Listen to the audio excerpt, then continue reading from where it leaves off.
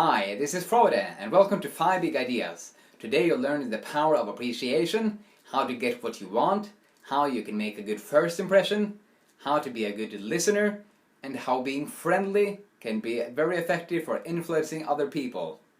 And on this channel I pick my favorite ideas from books that help us think differently and actualize our potential, and I deliver the ideas to you. So if you're new here, you can subscribe to my channel. And today we have another awesome book. How to Win Friends and Influence People. It's a book that is packed with stories and examples of how we can win friends, get what we want, and get other people over to our way of thinking. And the book is written by Dale Carnegie, who used this as a textbook for his courses in effective speaking and human relations. What's interesting is that this book started out just with a few simple principles on a sheet of paper, and it evolved over the years as more and more people attended his course, and he got more examples and stories. And it's now a 240-page book filled with examples of how you can win friends and influence people. And it was just packed with interesting ideas, and I'm excited to share my favorites with you. So let's just get started with the first big idea. And the first one is appreciation. And this idea is all about how showing sincere appreciation to people can make them more cooperative. Of course you can make people more cooperative by sticking a revolver in their ribs and threatening them by killing them, Dale says. And you can threaten your employee by firing him if he doesn't do what you say. But these techniques won't work over the long run. Instead, Dale encourages us to go after one of the strongest human desires, the desire to be important. And this desire is what makes you want to follow the latest fashions, want to buy the latest iPhones, and it's also this desire that makes the richest family in your town buy a house that is far beyond their requirements. And this desire can also be met by sincere appreciation. And I want to share a quote with you that describes this, from Dale. Be hearty in your approbation and lavish in your praise, and people will cherish your words and treasure them and repeat them over a lifetime. Repeat them years after you have forgotten them. Now, flattery won't work. It is insincere and it ought to fail. Instead, when you show appreciation, you want to be specific about what it is you're appreciating. And you have to really mean it. For example, when you say you like someone's hairstyle, you have to say why. For example, because it's so wild or it's so conservative. And when you appreciate someone's clothes, you can say that it suits the person very well, with the colors and such. Once again, be hearty in your approbation and lavish in your praise to make people more cooperative. The second big idea is how to get what you want. And this idea is about how you can get what you want by talking about what the other person wants and showing them how to get it. In other words, you bait the hook to suit the fish. If you like ice cream, you don't bait the hook with ice cream, thinking that the fish will also like it. You bait it with worms, because you know the fish likes worms. And Dale shares a great story of how this principle works. Ralph Waldo Emerson and his son is trying to get a goat out of the barn. Ralph pushes and his son pulls, but then the goat just stiffens his legs and won't budge 1 centimeter. And what's happening here? Everybody is focusing on what they want.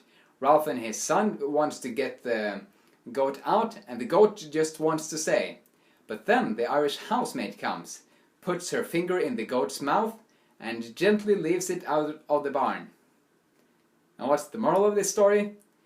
By focusing on what the goat wanted, to suck someone's finger, the Irish housemaid got the goat out of the barn, and as a result got what she wanted by focusing on what the goat wanted. And this applies also when we want to influence other people. And I have a quote from Dale to describe this. The only way on earth to influence other people is to talk about what they want and show them how to get it. Arguing and trying to force our own way onto business deals, relatives and friends will usually not work.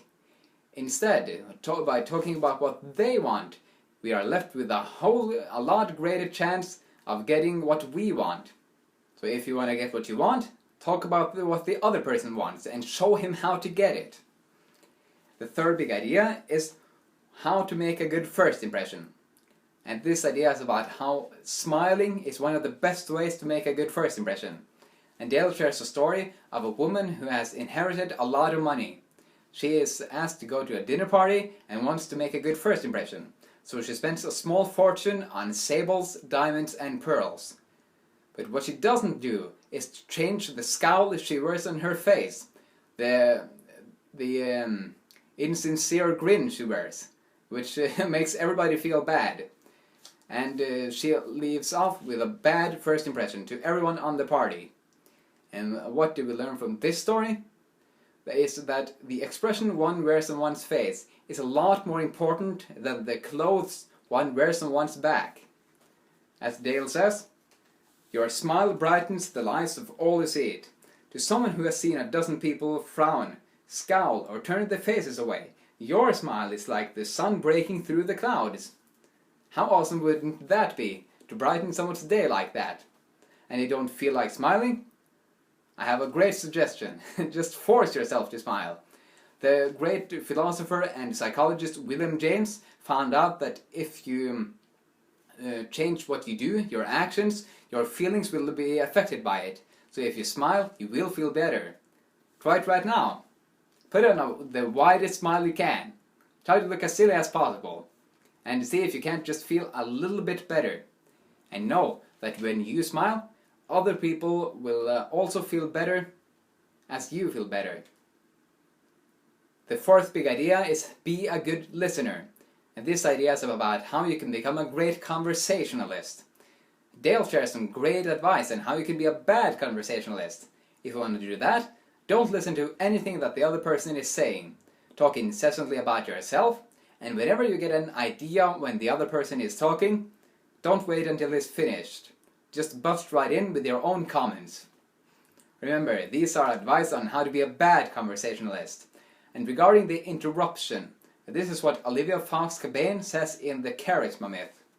Good listeners know never, ever to interrupt, not even if the impulse to do so comes from excitement about something the other person just said. It doesn't matter how congratulatory what you say might be. The other person will feel resentful anytime you interrupt him while you're speaking to him. In addition to not interrupting the other person, Dale advises us to be an attentive listener by talking as little as possible about ourselves and as much as make the other person talk as much as possible about himself. As he says, if you aspire to be a good conversationalist, be an attentive listener. To be interesting, be interested. Ask questions that other persons will enjoy answering. Encourage them to talk about themselves and their accomplishments. And the fifth big idea is the friendly approach. It is about how being friendly can be a great tool for winning other people over to your way of thinking and getting what you want. And Dale talks about the fable of the sun and wind. One day they are quarreling about which is the strongest, and then the wind says, "I'm sure that I can make him take off his coat a lot faster than you can." So then the sun hid behind a cloud, and then the wind unleashed his whole fury on the man, blew as hard as he can, and until he was almost as strong as a tornado. But then, the harder the wind blew, the harder the man clenched around his coat, and he wouldn't and refused taking it off. And then when the wind finally gave up, the sun came forth and smiled unto the man with gentleness and kindliness, and the man quickly took off his coat because of the warmth. And this is how Dale concludes this fable. The sun can make you take off your coat more quickly than the wind, and kindliness, the friendly approach and appreciation can make people change their minds more readily than all the bluster and storming in the world. So whenever you feel like you want to let your devil crawl up your throat, jump out of your mouth and slaughter the other person who is right in front of you, know that this impulse is usually the wrong thing to say or do. Instead, if you want to win people over to our way of thinking or getting what we want to use the friendly approach. Show the other person that we are his friend. And lastly, now I have a big question for you that I would highly appreciate you answering. On a scale of 1 to 10, how would you rate this video? And if it's anything less than 10, will you please tell me how I can make it a 10? Also, if you like this video, you'll probably like The Charisma Myth by Olivia Fox-Cabane.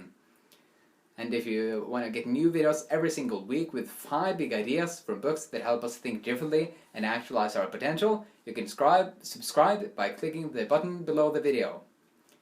Please share this video with your friends and give it a like. Thank you very much for watching this video. Have an awesome day, and I'll see you soon.